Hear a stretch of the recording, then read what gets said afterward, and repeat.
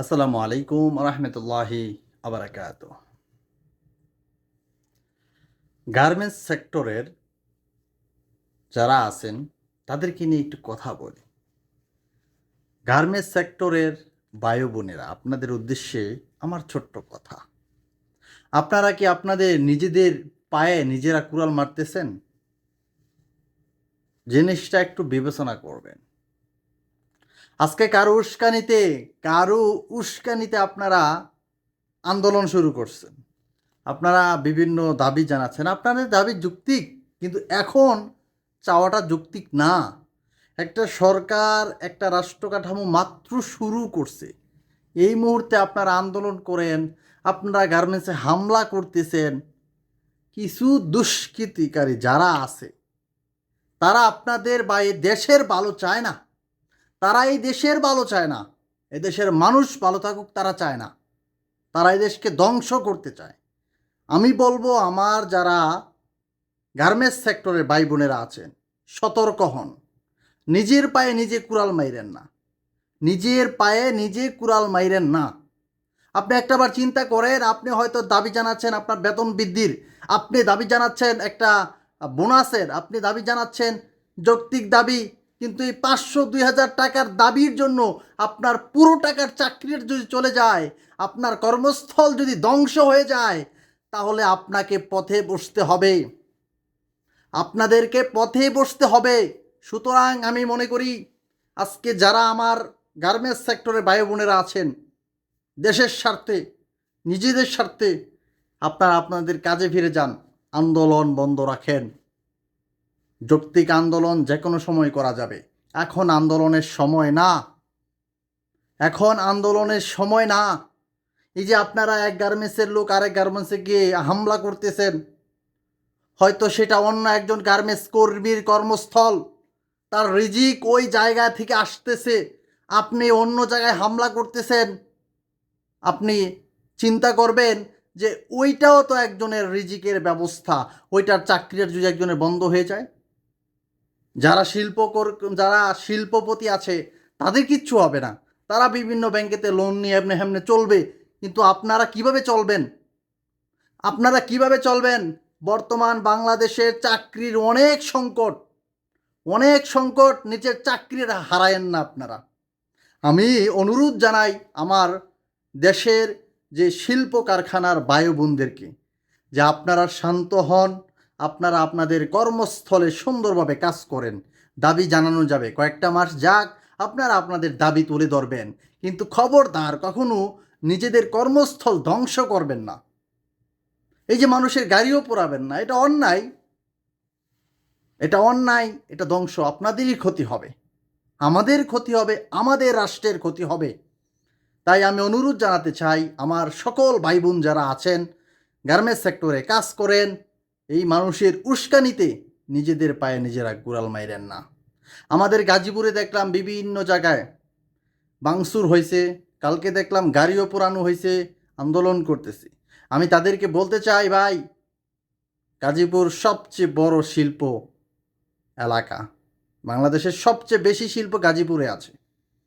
আর গাজীপুরে যারা বড় বড় পদে আছেন, আমি আপনাদেরকে বলবো, গাজীপুরের শিল্প এলাকাটা নষ্ট করবেন না, আপনারা আপনাদের দায়িত্বগুলো ঠিকমতো পালন করেন। আমরা চাই না যে আমার দেশটা ধ্বংস হোক, দেশটা ধ্বংস হলে আপনারাও ধ্বংস হবেন। যারা এটি করতেছে তারা এদেশকে ভালো চায় না, তারা এদেশের ক্ষতি চায়, তারা এদেশকে ধ্বংস করতে চায়। কয়েকজন মানুষ গ্রেপ্তার হয়েছে, একজন লোক দেখছি যে আওয়ামী লীগের, তিনি আওয়ামী লীগের নেতা, গ্রেপ্তার হয়েছে দেখলাম। উনি মানুষকে এভাবে উস্কানি দিয়েছে, মিছিলের সামনে ছিল মনে হয় উনি।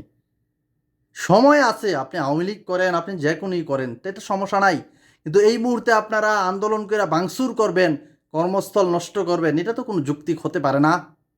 আপনাদের নিজেদের পায়ে নিজেরা কুড়াল মারবেন। সুতরাং আমি দাবি জানাই আপনাদের কাছে, অনুরোধ জানাই আপনাদের স্বার্থে, এখানে আমার 10টিয়া লাভ হবে না। আমি একজন প্রবাসী, আলহামদুলিল্লাহ আমি ভালো আছি, আমি চাই না আমার দেশের গার্মেন্টস সেক্টর নষ্ট হয়ে যাক। আমি চাই না যে আমার দেশের গার্মেন্টস সেক্টরের ভাই বোনেরা 2 দিন পরে রাস্তায় বসে থাকুক তাদের চাকরি হারিয়ে। আমি অন্তত চাই না। আমি দেশকে ভালোবাসি, এদেশের মানুষকেও ভালোবাসি। তো সুতরাং আমি বারবার বলবো, গার্মেন্টস সেক্টরের ভাই বোনেরা যারা আছেন, আপনারা আপনাদের কর্মস্থলে সঠিকভাবে কাজ করেন। দাবি জানানোর হলে কিছু মাস যাক, তারপর আপনারা দাবির জন্য আবেদন করেন, দাবির জন্য যেই বিভিন্ন সিস্টেম আছে সেই সিস্টেমে আপনারা দাবি জানান। কিন্তু কর্মস্থল নষ্ট করলে দাবি জানাইতে গিয়ে কয়েক টাকার জন্য পুরো চাকরি হারিয়ে নিঃস্ব হবেন না। দয়া করে নিঃস্ব হবেন না। কথাগুলো যদি কারো কাছে ভালো লাগে শেয়ার করতে পারেন। আমি চাই না যে আমার কোনো ভাই বোন, সে আমার দেশের মানুষ, যারা আজকে কাজ করে গার্মেন্টস সেক্টরে, তারা আমার দেশের সন্তান, আমার দেশের কারো ভাই, কারো মা, কারো বাপ মা, কারো কত কিছুই লাগে। আমি চাই না তো সে তার চাকরিটা নষ্ট হোক, তার কর্মস্থল ধ্বংস হোক, এটা আমি কখনোই চাই না। সে যে কোনো দল করুক, যে কেউই হোক, সে কর্মস্থল অনেক হাজার হাজার মানুষের রিজিকের ব্যবস্থা হচ্ছে। সুতরাং এই যে ভাঙচুর, এগুলো থেকে আপনারা বিরত থাকেন। আপনারা আপনাদের কর্মস্থলে যান, কাজ করেন। আর যারা বিভিন্ন রাজনীতিকই বলেন, বিভিন্ন পদে আছেন, আইন শৃঙ্খলা বাহিনী আছেন, গাজীপুরে যারা আছেন, বাংলাদেশ সেনাবাহিনীকেও বলবো আপনারা কঠিন পদক্ষেপ নেন। আমার দেশের শিল্পটা যেন নষ্ট না হয়, ধ্বংস না হয়।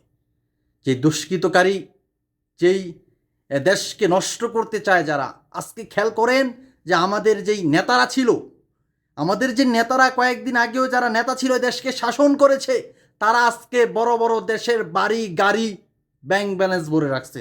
তারা এই দেশকে ভালোবাসে নাই, তারা এদেশের টাকাকে ভালোবেসেছে, এদেশের সম্পদকে ভালোবেসেছে। সুতরাং রাজনীতিক উস্কানি দিয়ে আপনার সম্পদ আপনি নষ্ট করেন না। ওরা তো চলে গেছে, ওরা ওদের জীবন চলবে, ওদের ফ্যামিলি চলবে, ওদের যা আছে ওদের সবাইকে নিয়ে ওরা ওদের লাইফ সেটেল, চুরি করে টাকা লয়ে চলে গেছে। দেখেন আপনারা যারাই আছেন আজকে বাংলাদেশে, সবাই দেখতেছেন তো পরিস্থিতিগুলো। নেতা খেতা এমুক খেমুক চোর বাটপার সবাই আখের গুছিয়ে দেশ থেকে চলে যায়। সুতরাং রাজনীতিক দুষ্কৃতকারী যারা আপনাদেরকে উস্কানি দেয়, তাদের পাদে পা দিয়ে আপনারা নিজেদের কর্মস্থল নষ্ট করেন না। আমি বারবার অনুরোধ করব আপনাদেরকে, আপনাদের লাভ, এতে আমার দুইটিও লাভ না, আমার কিচ্ছু হবে না। কিন্তু আমি এটা চাই না যে আমার দেশের মানুষ না খেয়ে থাকুক, আমি এটা চাই না যে আমার দেশের মানুষের কর্মস্থল ধ্বংস হোক। তার জন্য আমার এই ছোট্ট কথা। আমি ছোট মানুষ, কথায় ভুল হলে আমাকে ক্ষমা করবেন। ভিডিওটা ভালো লাগলে শেয়ার দিতে পারেন।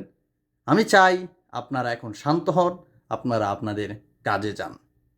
কারণ এমনি শিল্প এলাকা বা শিল্পের যেই পরিস্থিতিটা অনেকটাই ডাউনে আছে। সুতরাং যদি নষ্ট হয়, লক্ষ লক্ষ মানুষের চাকরি যাবে। সেই শিল্পপতির কিচ্ছু হবে না, শিল্পপতি চলতে পারবে, কিন্তু আপনারা চলতে কষ্ট হবে। লক্ষ লক্ষ মানুষের চাকরি। আমি হাত জোরে অনুরোধ করব, ভাই আপনারা যারাই আছেন, কারো ফাঁদে পা দেবেন না। ভালো থাকেন, সুস্থ থাকেন, শুভকামনা সবার জন্য। ভালো থাকবেন সবাই।